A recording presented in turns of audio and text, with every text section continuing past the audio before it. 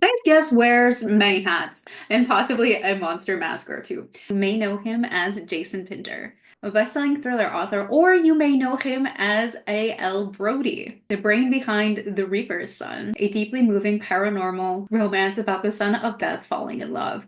Or you may have heard of his book Dating and Dismemberment, a cozy fantasy rom-com where we have monsters falling in love and taking care of camp bullies. Whether he's creating dystopian futures, heart-wrenching love stories, or hilarious monster mashups. Today's guest brings heart, wit, and humor, along with razor-sharp storytelling, to every genre he touches. Here we have author Jason Pinter, also known as A.L. Brody, and we're going to be asking you some questions today about yourself, your writing, books, and kind of your career as well. Welcome. Thank Mhm. you for being here. Thanks for having me. I have a lot of different like lives and personalities and names. You have like all the hats to wear. I do. Literally all the hats. I have a, if you know me on TikTok, I have a whole lot of hats that I did not expect to own at this point in my life. Where do you keep these hats? There's a closet in my office and I keep just sort of like assorted books and merchandise and different editions. And I have a Yoshi hat, Mario hat. I have all the different weird hats I've worn throughout my videos. I have my beholder hat. I have an That's the octopus hat best. because of course dating and dismemberment. So I have a lot of weird Mm, hats that people assume if people see them, they assume they belong to my daughters, but no, they're actually mine, which is sort of sad. I think it's amazing. Well, thank you. I appreciate that.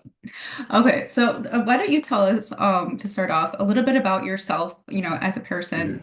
a human being, what made you who you are, how did you get to this point? Oh It's a my lot of God. things in one, but if somebody says, "Hey, tell me about yourself," what would you respond? Oh my God. Tell me about yourself? I The guess I'll worst start question as ever, more of isn't a, it? as like a reader. It's like a hard question. I don't know. I was born a child and as I so I guess more as a reader. So I grew up as a reader. My mom Mhm. says book was my first word. I don't know if I fully believe her. I think it was actually Wow. taxi. Yeah. I was a huge reader from basically I think I started reading at like three. But I was that kid who hid under my blankets with a flashlight growing up, reading up until like crazy hours, reading, Stephen King at 8 and 9 years old. But I was always a reader, and um, so I started to write kind of short stories when I was younger, and they were always terrible ripoffs of whatever book I was reading. So I grew up on I loved the Terry Brooks sort of Shannara books. So I write these like terrible ripoff fantasy novels, ripoffs of Terry Brooks.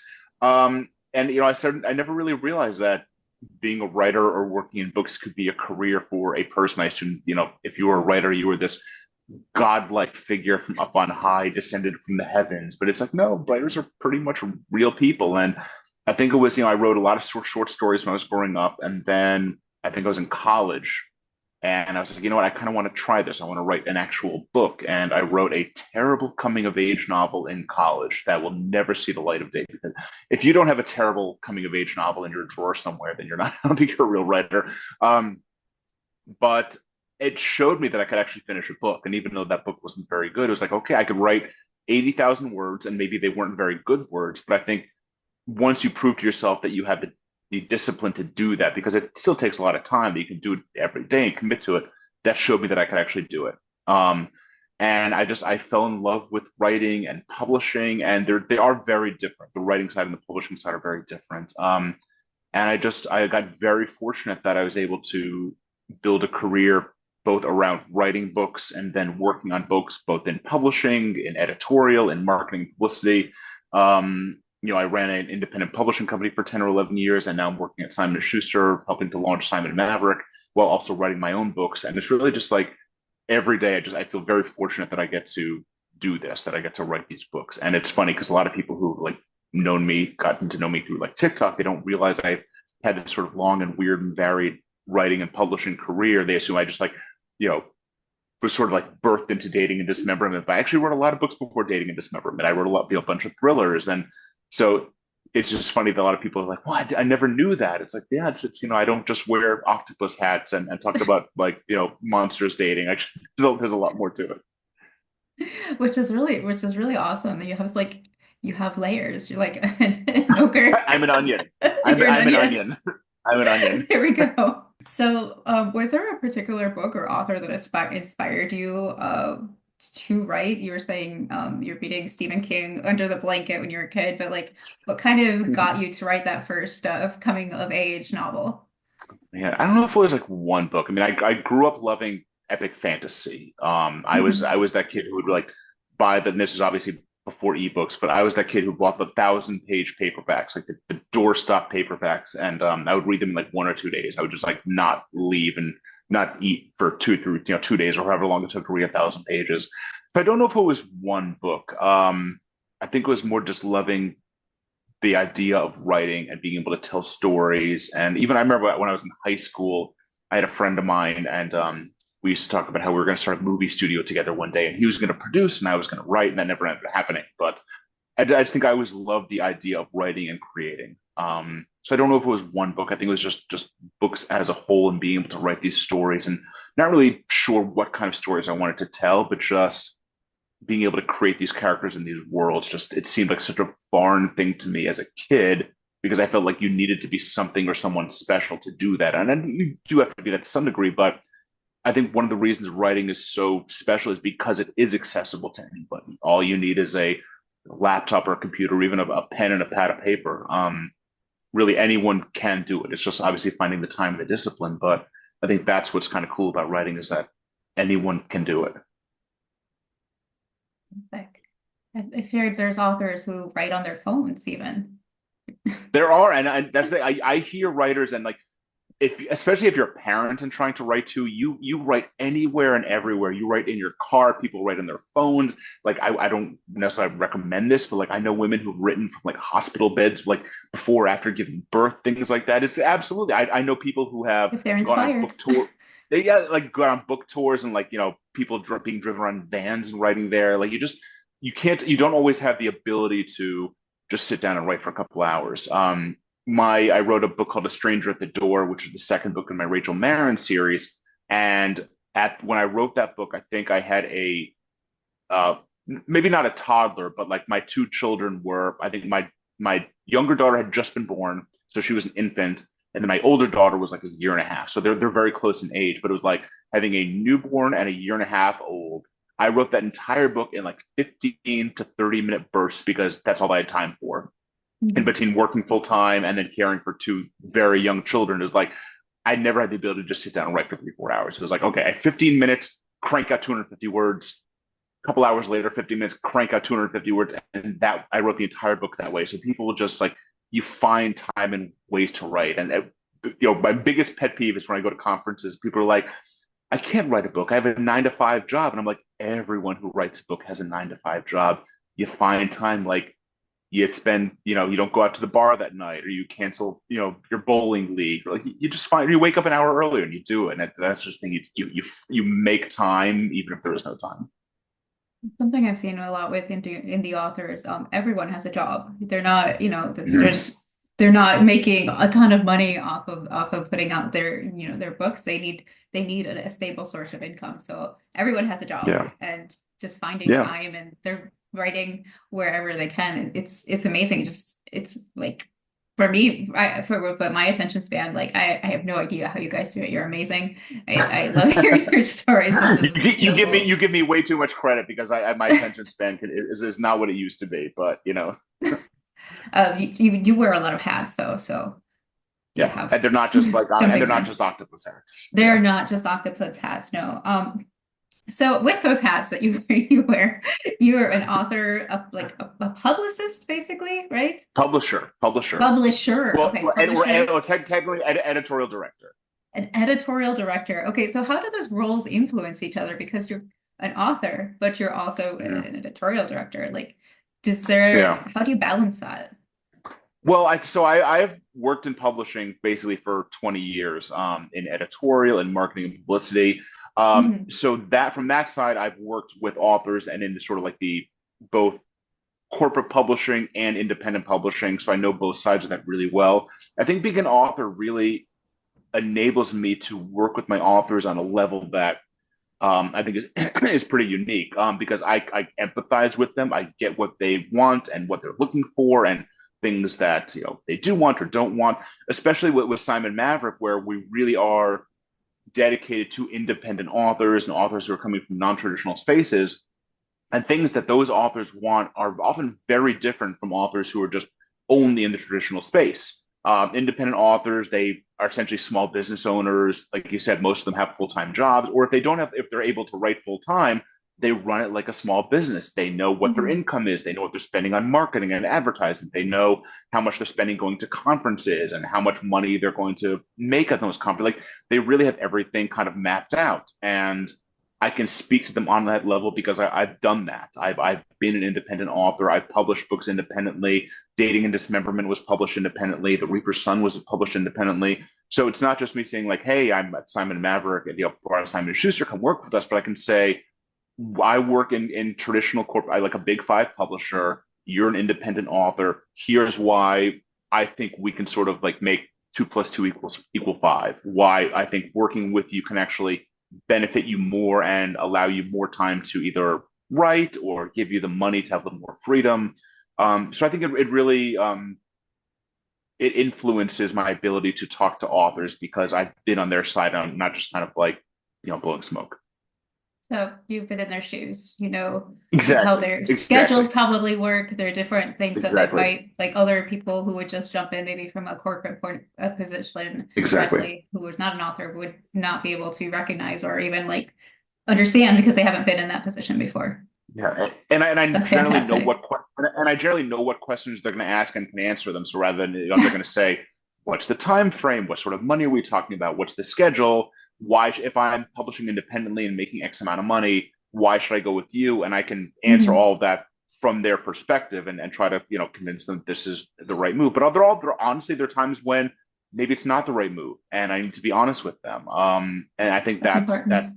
that benefits me because I think they know that I generally am looking out for them. And if there's a way to benefit each other and work well together to Mhm. sell more books and get more readers, that's great. But there are times when an author is just at a different point in their career, and it's like, you know what, maybe we can't work well together right now. That doesn't mean we won't in the future, but Yeah. it's just this partnership for whatever reason just isn't meant to happen right now. Yeah, and there's, like you said, always in the future, just making connections, I think is Exactly. really important. So that's Exactly. amazing that you have that point of view. So let's get to your books. You independently published Dating in Dismember and The Reaper's Son, Mhm. but those are not Yeah. your only books. Where would you like to start? Would you just like to start chronologically, or forward, backward? How because you have a lot of books out actually. I Because you do. talked about So Reaper's Son. Yeah, go ahead. you want to talk about the Reaper's Son first? Oh no, I was gonna say on TikTok where people see you often and you say they don't really actually know that you've been doing this for so many Yeah, well, years. it's because Yeah. I think it's because I when I started getting more active on TikTok, it was around the time I was writing The Reaper's Son, and that was the book that Mhm. I was talking about most. So I'd written before I wrote The Reaper's Dating and Dismemberment or The Reaper's Son. I wrote a bunch of thriller novels. I wrote a 5 book thriller series, starting with a book called The Mark about a reporter named Henry Parker. I wrote a 2 book series, Rachel Marin, Hideaway and Stranger at the Door, those were traditionally published through one of Amazon's imprints, about Mhm. a single mother with 2 young kids who, after like a traumatic experience, they have to move to a small town and kind of reinvent their lives. But of course, like terrible things happen to them, or they have to deal with all sorts of bad things. But they're kind of like suspense thrillers. Um, and then I wrote a speculative thriller called Past Crimes, which was published through an independent press, traditional independent press called Severn House. That was sort of Mhm. like a what I call like Ready Player One meets American Crime Story about a not too distant future where people don't just sort of read books and listen to podcasts about true crimes, but they can actually experience them. They can actually kind of go into these hyper realistic virtual reality worlds about the most famous crimes in history and actually participate in these crimes. Um, and I wrote those books before Dating and Dismemberment and The Reaper Son. But because when I started getting active on TikTok, that was around the time I was writing Dating and Dismemberment. That was the book I talked about the most. So it was like a Mhm. lot of people thought I was like a debut novelist. And in a weird way, maybe I was because that was A.L. Brody's first book, and A.L. Brody is my alter ego. Yes. But I wrote a bunch of books as Jason Pinter, my real name, before A.L. Brody was born. So you kind of have a separation with Jason Pinter and A.L. Brody, kind of because of the genre. Is that part of it? Yeah, so the thrillers were, they're suspense thrillers. They're a little darker. I don't want to say they're not funny because there's humor in them, but Mm. they're suspense thrillers, and they're sort of like Harlan Coben, Karen Slaughter vein. And Dating and Dismemberment was such a different animal or monster, a different monster. It was so different and so weird, and it was meant to be funny and romantic. And I'd never written a book that was primarily meant to be funny and romantic, and also very like paranormal and supernatural. And I was like, my readers who've read my thrillers, this is so different for them, and they're also so I didn't want my readers from my thrillers to be like, what is this? Is a new thriller? And I also didn't want people who were maybe discovering this for the first time thinking it was a thriller because it was under my name. Those are the only books available. So you know what? Let's separate these two. I don't want this. I plan this as a series. I love writing this genre, so hopefully there'll be more books. It just makes sense to kind of separate those and have Jason Pinter, which is going to be more maybe traditional thrillers and mysteries, and then A.L. Brody, which is sort of more unhinged romance, paranormal, weird. And that sort of worked. Like a lot of authors write with different names. And I don't Yes. make any, and I certainly don't make a secret about it. It's very obvious that I'm No. Jason Pinter and A.L. Brody. I'm not trying to kind of like hide that fact. And if anything, I think that makes it sort of fun is that I can kind of like carve out these two different personas for the different types of books. I was when I first I was looking you up, when I'm like, I've seen this guy's on TikTok. I've seen this guy's book. I found him on Walmart. I was like, this dating and dismember. I've That's seen this. crazy. I've got to find this guy and tag him. And I was like, A.L. Brody, wait, Jason Pinter, wait, Yeah. hold on. That's how it clicked for me. But yeah, there's tons of different authors who have two different ones. For example, T. Kingfisher, she also publishes Yep. under Ursula Vernon, which her books are Yep. for Ursula Vernon are children's books or Yeah. like mid-range. Yeah, so that's quite common. But fun Exactly. fact about you, fun fact. Yeah. And the fact that Dating and Dismemberment has been in Walmart is just I know. mind-boggling. Like when I was writing that book, I never thought like this is going to be in Walmart and being sold along big screen TVs. No, I never thought about Well, that. literally, Walmart in Mason City, Iowa. Let me tell you. Yeah, that's Yes. like if you told me 2 years ago that Dating and Dismemberment would be in Walmart in Mason City, Iowa, I would have laughed in your face and assumed that the my beholder hat had started like cutting off blood supply to my brain or something like that. Maybe it has, but it's all for the That's best. it is it's very possible that it has actually. So so we're on dating in dismemberment right now. So let's talk about it. Mhm. Tell the people who are listening to this about Mhm. dating in dismemberment. Just the name is such a draw. Like this is an amazing book. Let's get into it. Thank you. Tell me about it. Yeah, so it was I wrote it during sort of like middle of the pandemic, and I think that was around the time when I know for myself, and I know a lot of people were kind of like just struggling with emotionally. It was a very isolating time. A lot of people weren't able to see friends and family, and just it was a difficult period. Mm, And I had just written Past Crimes, which I think you've read Past Crimes. It's a yes, dark book. it There's is. some really dark things in that book and some research I had to do for that book that really just kind of stuck with me. And I was just like, I just wrote a really dark book. We're in a period in like history that's a really dark and isolating. I need something that's gonna just like be fun. And I want to write a book that's gonna be fun. And just for some reason, this idea popped into my head of I want to write a romance, like the idea of a sort of like I grew up in 80s monster movies. I was like, so if Mhm. you take an 80s monster movie, but make it sort of like a romantic comedy, I was just like, that sounds fantastic. And you have these monsters who are like haunting a summer camp because all the best monster movies take place at summer camps. And but like they have these inner lives and they're lonely and they're looking for love and things like that. I just love the idea of creating this whole monster universe, almost like a grown-up Monsters Inc. And being able to write something that was like a little more funny and a little more unhinged, and maybe have a hopefully a beating heart beneath it. But it made me so happy to write. It helped bring me out of sort of a dark time to write about to create Darla Drake, who's this had kind of like going through like a an emotional breakdown a little bit, and she wants to meet someone, but love isn't necessarily the first or most important thing in her life. And that was important to me because it wasn't just about the romance, that she really was somebody No. who needed a lot in her life and has a relationship with her mother and her best friend. And I was like, I can make this sort of like funny, weird monster rom com that it maybe has a little more depth than people are expecting. And it was so much fun to write. And I I lucked out in that I was writing it right as I was getting more active on TikTok, and some of my like men writing women sketches were doing really well and going viral. And I was like, okay, if people like that sort of humor, and that's the humor in this book, then maybe people who are liking that stuff will like this book. And I got very lucky that people on TikTok found the book and embraced it to the point where it got noticed by like traditional publishers. So it was like the most weird roundabout way to finding your book in Walmart that I would never ever tell somebody to duplicate. Like people say, like, how did you write this book? How did it get published and end up in Walmart? I would say, whatever I did, don't do that. Because that is purely like lightning in a bottle. I couldn't recreate that whole process if I tried. It was just very weird and fortunate. So with the characters in this book, because they're monsters, Darla is a monster. They're all different. They all have different aspects, different um body parts, if we're gonna say. Just a little bit of just like some have tentacles, some have claws, some have like a mouth inside of a tiny mouth inside of a bigger mouth. So how did you come up with this? Like, were you just like rolling dice and be like, okay, they're gonna have six legs and it's gonna extend, and like how did you come up with that?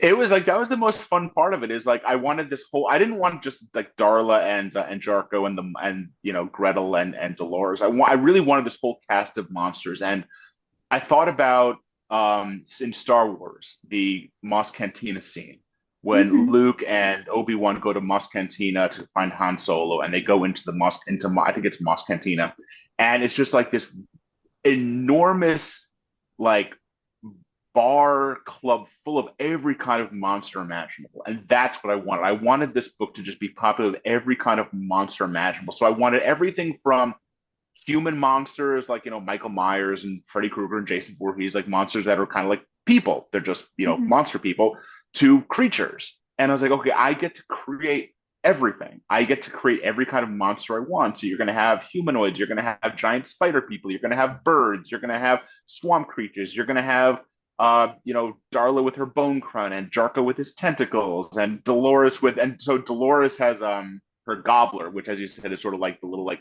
homuncular mouth inside of her mouth. And I thought like if you've seen the Alien movies, how the alien creature Yep. has like the mouth that kind of spurts out. I was like, what if my one of my monsters had that, but that little monster is almost like a little like Jiminy Cricket, and the monster sort of like almost like acted as their id, where when it popped out, it like disapproved of things and rolled its eyes. It wasn't just there to like pop out and eat people. It was like it sort of was a little like angel and devil on her shoulder too. So it just creating all that stuff was just so much fun because I got to create this entire world. And all of my other books, even past crimes, they're set in the real world, and you do get to sort of create the worlds, but they're populated by real people.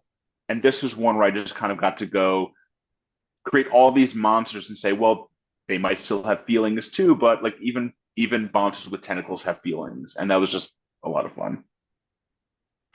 I love that book. Just like remembering the characters and everything that you're telling me, like, oh my gosh, just I had so much fun reading that book. Thank It you. was unhinged. I mean, I love it. And my biggest question, and I'm pretty sure I wrote this to you while I was reading it, but Kyle, what do you have against Kyle? I personally don't have anything against Kyle. I will say I know probably a lot of women who have issues with people named Kyle. It just seems Mm, like it's one of those, whenever people have like a bad relationship story or like got dumped or ghosted, or it was like there's always a Kyle involved. Now yeah. it's not only Kyle. I think there are a lot of Tylers. I think there are a lot of Chads or Chips, Robbies maybe. It's just one of those names where I feel like whenever you say like Kyle, like every woman is like, oh, I have a Kyle. Like I had a Kyle in my life, and maybe you had a Kyle. But it was just one of those names where I felt like people would get it.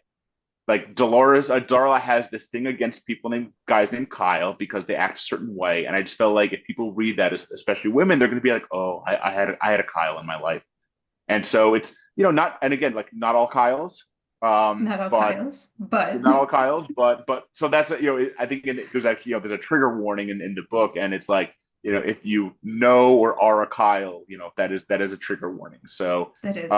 yeah, it wasn't necessarily about every Kyle, but it was like you all know a Kyle. You all know a Kyle like We all know a Kyle. that. I don't know. Kyle would not be the equivalent of a Karen. We'd have to, I don't know, like a Sharon?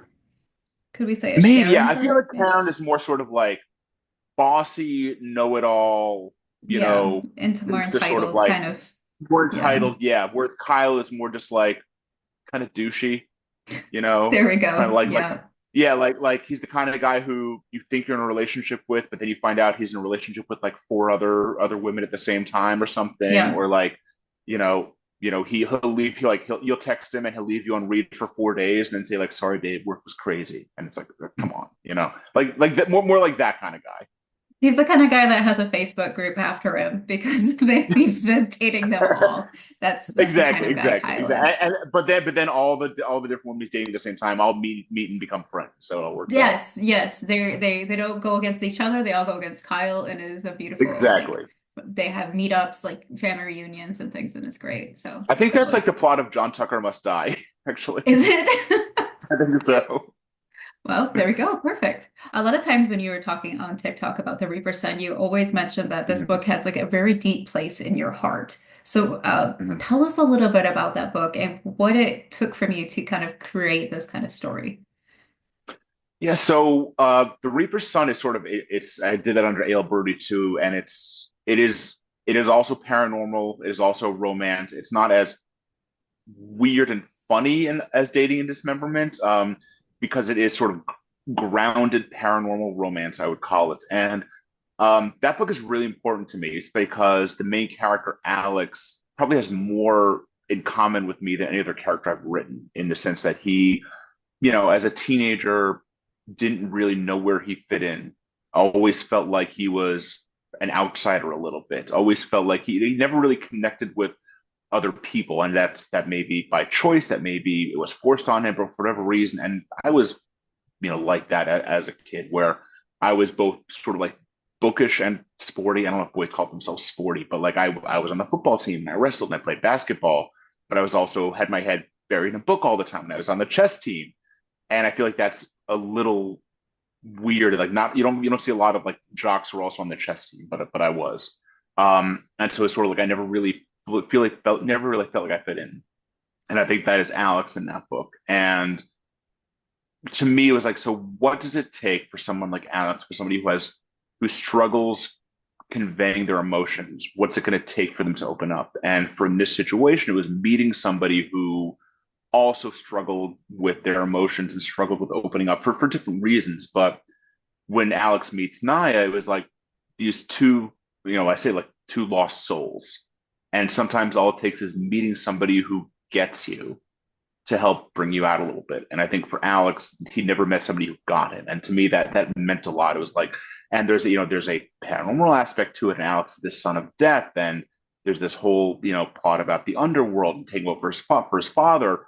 And, you go all these kind of like fantastical places, but it was very grounded in real emotions about two people who struggle with their emotions and struggle with mental health, and they don't fix each other. I didn't want it to come across like, oh, like they fall in love and everything is fixed, because that's not how things work. But it's like these two people can give each other strength, and that was really important to me. And so that was maybe the trickiest book I've ever written, because I didn't know if anybody would ever read it, and it was a struggle to even get it out there and published. But I am incredibly glad that I did.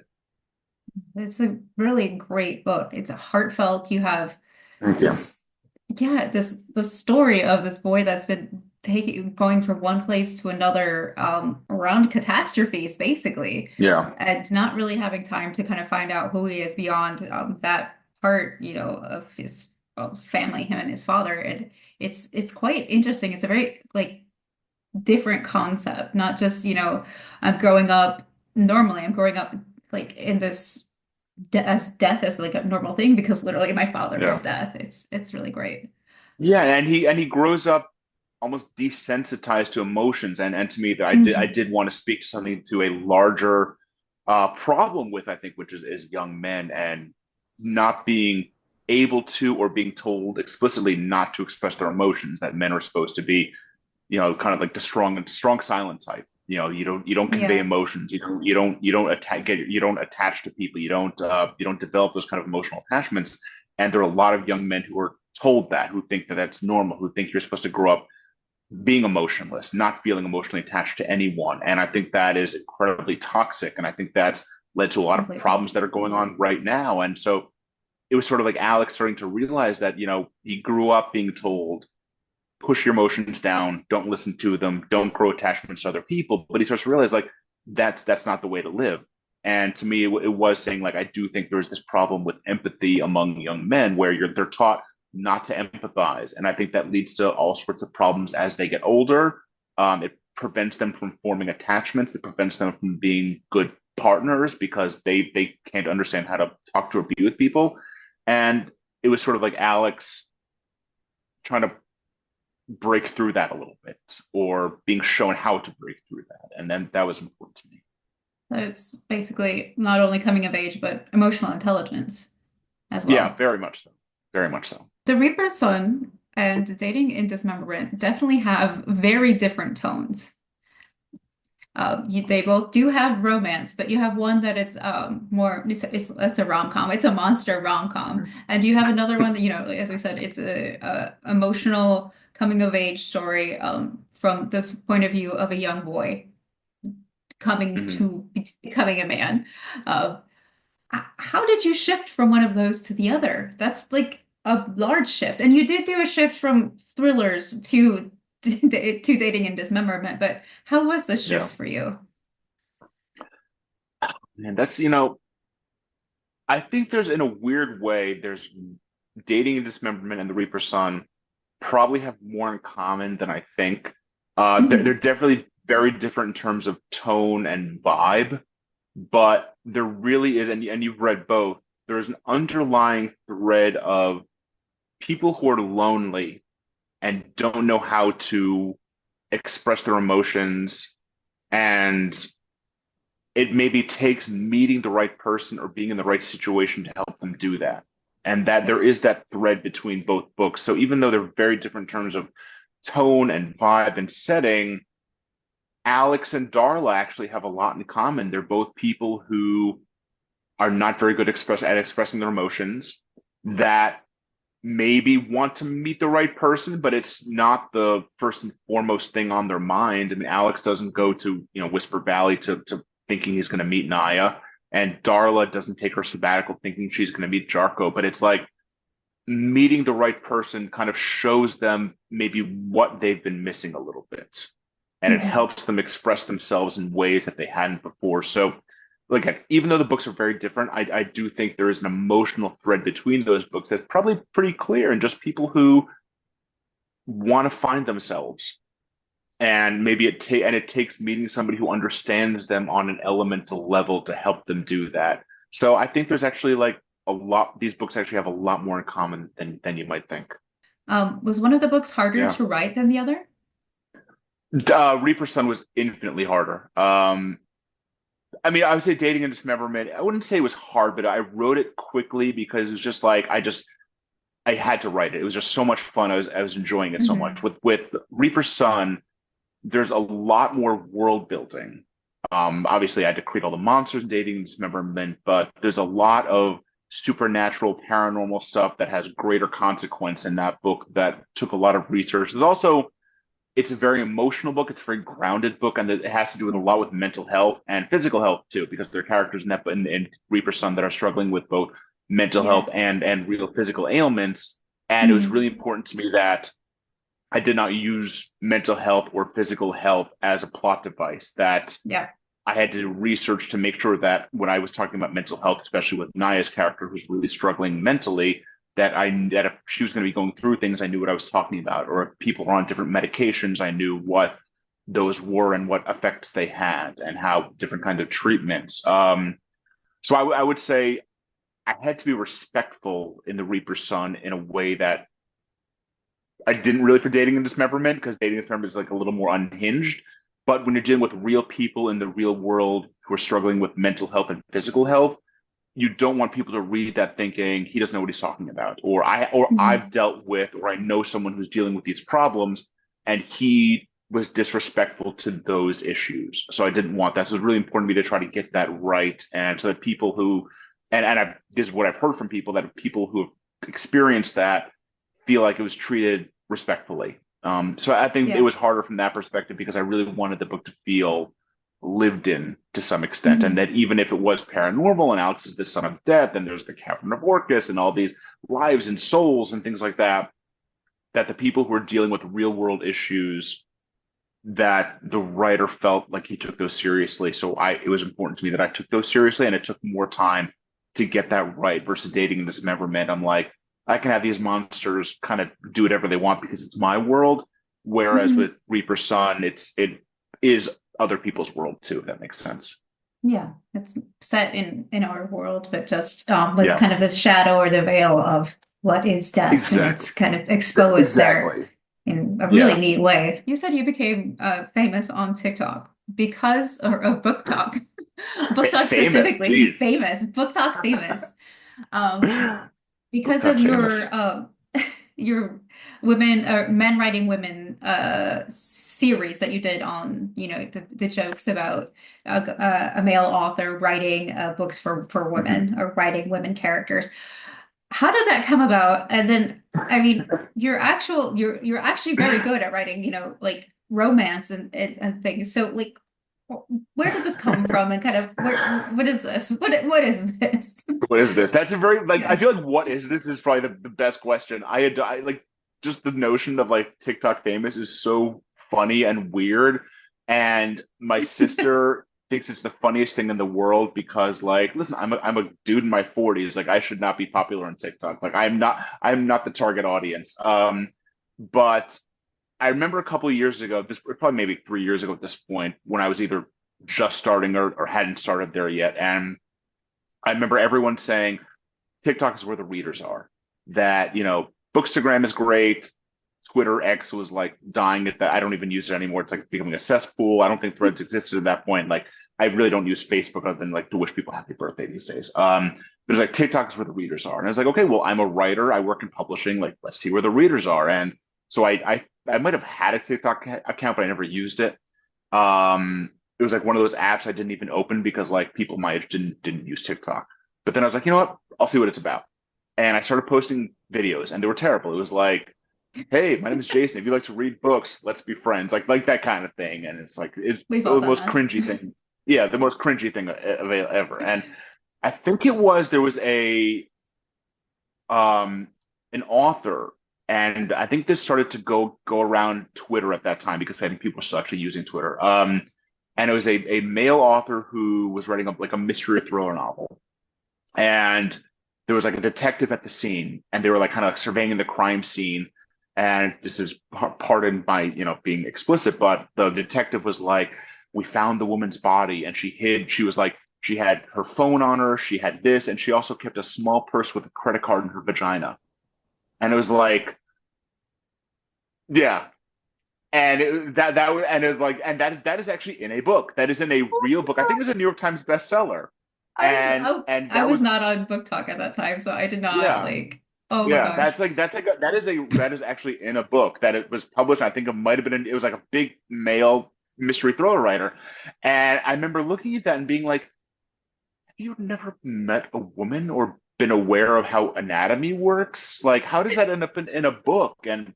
And so it just as somebody who, and this is not to sound too serious about myself, but like I try to write good female characters and write them from a honest perspective to the extent that a dude can, but I take pride in that. And I remember thinking like that is the dumbest, most disrespectful thing in the world. So I was like, I'm just gonna do a video of kind of like making fun of that, like making fun of guys like this and how they imagine women and how they probably write women. And so I think Mhm. I did my very first like men writing women video. And I think at that point I had maybe like 2,000 followers. I was like, oh, that's kind of cool. Like 2,000 followers. That's if 2,000 more people read my book, that's great.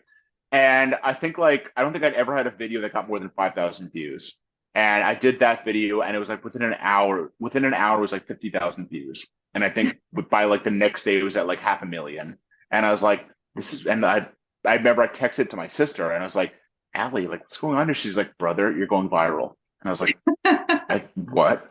and it went viral. And then I started doing more of them, and I made series, and I made like cop series and hospital series and nurse series. Because I always like like the female cop who's like a badass and can like drop kick all the bad guys, but also has like 38 double D's and things like that. And just because that's how men write women cops. And so I wrote these like series, and like they did really really well. And all of a sudden it was like I'm building like a real audience here. It went from like 2,000 to 5,000 to 10,000 to 20, and then I'm at like 60 whatever. And it just I enjoyed that so much because also like it also let people know that I was in on the joke a little bit, and Mhm. that especially as I was writing a book, Dating in Dismember, that had a female main character, that people could trust me in a way because I knew what I was doing, and that I understood what men often did wrong when writing women, and that I knew not to do that. And the amount of people who would comment on Dating and Dismemberment on posts and say like, I don't read male authors, but I really liked your book. I gave yours a chance. And like I get that because of that dude. Like, or Mhm. when I read this book, I didn't realize a man wrote it. And to me, that's like the biggest compliment in the world, because I want it to be, I don't want it to be a good romance written by a man. I just want it to be a good romance. And so Exactly. I think Yeah. writing, I think doing those videos made female readers feel a little bit safer in taking a chance on me, because I understood their very valid criticisms about how men wrote women, and I was sort of like poking fun at them.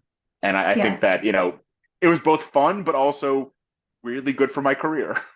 So, So Darla, for example, is the complete opposite of how is written completely opposite of how those videos were made. She's a yeah. very strong, very strong female main character with very strong, opinions and thoughts. How did you come up with her? I looked at somebody who she devoted her entire life to doing one thing, and that is like, being sort of like the main monster at Camp Clear Creek. And even though like we can't all relate to like being a monster and hunting bad guys and things like that, but we can Mhm. relate to being raised to almost fulfill somebody else's dream rather than our own. And I Yeah. think that's where Darla came from, is that we learned, that she has a very interesting and difficult relationship with her mother, and we start to realize that like Darla, it's not that Darla doesn't love what she does, but it's that she never really felt like her life was her own.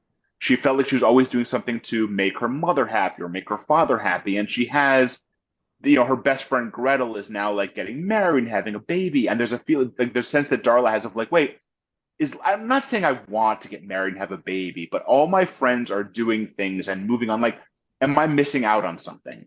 And I think everyone can relate to that, because, like, Completely. as a man or woman, especially probably more as women, like I know a lot of women who are single or have been single, and it's like they see their friends posting on Facebook like baby announcements or engagement announcements, and it's like I'm really happy for them, but it's like what am I doing wrong? And there's a sense that Darla Mhm. has of, I'm not saying I want what my friend has, but is there something I'm doing wrong?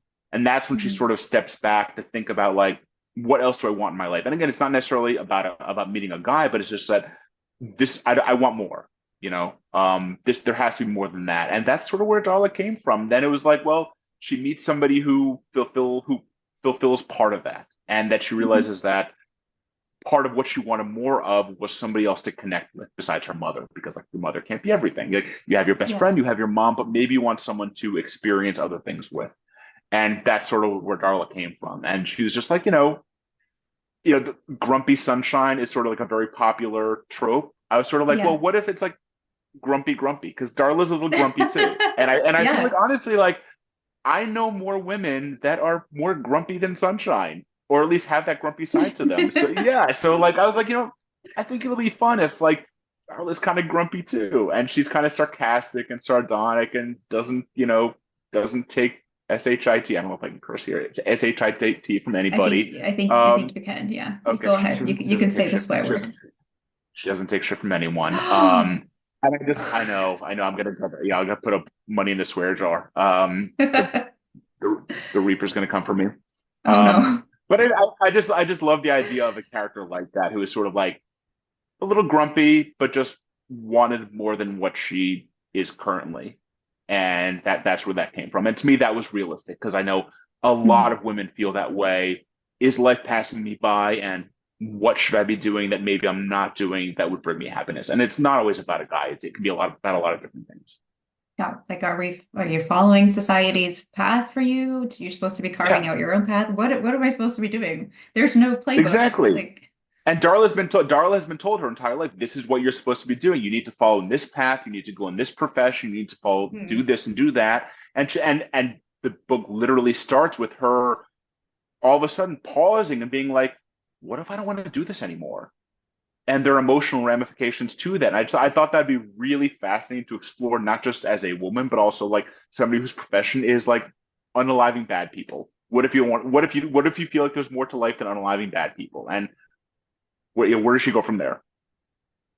amazing. Where are we going from there, by the way? Because you have Dating His Dismemberment and also The Reaper Son. They both left off for Mhm. possible second books. Is that something? Because Yeah. I hear Yeah, from you so all so the time for writing. Yeah. Dating and Dismemberment will be a 3 book series. As you know, Hmm. if it does really well, maybe more, maybe spin-offs, but it will be a 3 book series. Uh, The second book, Weddings and Witchcraft, is coming out. It got pushed back a little bit just because with my other job with Simon Maverick, I just yeah. have struggled a little bit balancing writing and sort of my day job a little bit. But I love the idea of exploring what happens after you meet the guy of your dreams. Like what happens after monster Prince Charming comes in and swoops you Yeah. off your feet and you decide you love each other. Like what happens after that? Because like you kiss and you hug and you ride off into the sunset, and then it's like, well, what next? And so weddings and witchcraft and the book after that are very much what happens next. And there are also, if you read Dating and Dismemberment, there are issues with Darla and her family and Jarko that Hmm. are touched on but not gone into in detail. And in this book, we delve right into that. That there are things in Darla's past that kind of come back to haunt her, quite literally. Oh, okay. Interesting. I can't wait to see more from that. And what about the Reaper Sun? Are you thinking of adding on to that as well, or are you just gonna leave I that gem as it is? TBD. I love the way it ends. I love Yeah. that it ends with sort of like on a bit of a bittersweet note, Yeah. with maybe a little bit of a couple dangling threads. Like I wanted the book to obviously be one complete story and for people to feel like there was some closure, but that there to be maybe like one or two dangling threads where it's like, ooh, what happens next here? Why did that happen? And Hmm. in the right situation, I could absolutely explore that and find, like, okay, where do those dangling threads leave? But there's also a part of me that's like, you know what? I like people to ask those questions and then answer for themselves. Like, what do you think Yes. happened there? Because I think, especially there's one thing that happens at the very end where a lot of people have messaged me or commented being like, what does that mean? And as much as I want to say, like, oh, that's what it means, there's a part of me that's like, well, what do you think it means?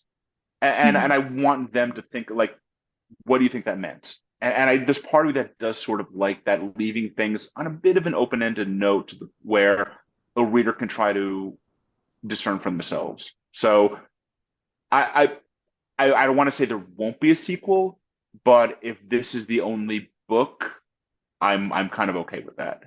Hmm. It's sometimes nice to not have answers because in real life you Exactly. don't get all the answers. You're never gonna know everything, and It's exactly right. it also has you keep coming back to the book. Like, Yeah. how did, but why? Those kind of thoughts keep coming back. So not only is Yeah. it, uh, not more realistic, but it's also makes you kind of want to reread it, you know? There's so my one of my favorite stories in any medium over the past 10, 15 years is The Last of Us, which is it's a video Hmm. game. It's a TV series now, but I'm talking about specifically about the video games. Yes. They're my favorite, not only my favorite, two of my favorite games of all time, but they're two of my favorite stories of all time. And Hmm. the ending of The Last of Us is perfect. The first game is perfect. And it ends on this very one of those notes where there's a dangling thread left at the end of that game, and it's Yes. perfect. And the ending and the way it ends with like a question but uncertainty. And had that been the only game, you would have thought that's a perfect ending. Like Hmm. the game itself is complete, the story is complete, but it leaves something open ended to the point where you can be like, I wonder what happens next. And they did a second game where they do see where that dangling thread leads. And to me, there's a lot of controversy about that game. I think it's Yeah. just about perfect, but they do explore where that thread leads. But I think they would not have done that if they didn't have the right story for it. So with me, it's like even though there is a dangling thread for the Reaper's son, I would not want to go there and kind of like follow that thread unless I really had a story that did it justice. So it's like to me, if I can find my Last of Us Part Two for like the Reaper's son, like Reaper's son Part Two, I will do that. But it's also like I like the ending, and if that's it, then I'm okay with that. All right. Um, I agree. I mean, with The Last of Us and also with The Reaper's Son, they're both Yeah.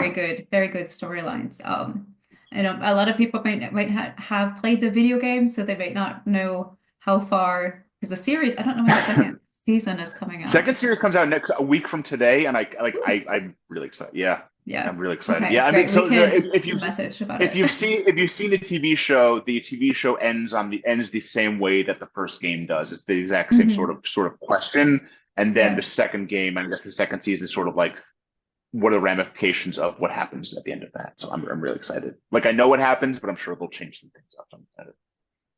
Well, they gotta get Pedro Pascal, in a good, good Yeah, lines and things. So he's the internet's daddy. Like he I is yeah, he is. Daddy Pedro, Yeah. definitely. Daddy Pedro. Yeah, hey. People will always choose. Like I said, people will always, if people have to choose between the man and the bear, they'll always choose the bear unless the man is Pedro Pascal. Exactly. That is, yeah, I think that's tattooed somewhere on someone. I think it probably. I think you're right. Okay, so if people would like to support you as an author or by buying your books, where is the best place to buy them? So they're available any online retailer. They can also get them through my TikTok shop. If you get them through my TikTok shop or through my website, I will assign. They always come signed and personalized. But Mhm. if you order them from the Zon or from Bookshop.org or Barnes and Noble, you can get them there too. So those are pretty much it. So you can buy them online anywhere, but if you want them signed and personalized, do it through my TikTok shop or through my website. Okay, fantastic. And Um, they're available in paperback, ebook, and audiobook, and Reaper Sun also has a hardcover too. If you want to hear more from Jason, we will be doing another interview about his audiobook imprint over at Simon & Schuster called Simon Maverick, which promotes indie authors and helps them publish their books as audiobooks, and they're absolutely amazing. We will be doing another interview about that, but you can also follow him in the meanwhile on social media. The links will be down in the description.